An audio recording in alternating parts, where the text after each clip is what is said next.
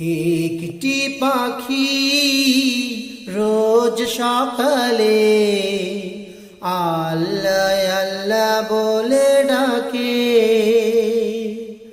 অথচ আমরা মুমিন মানুষ ফজরে ঘুমিয়ে জোহর ছেড়ে আসরে থাকি কত ব্যস্ততা।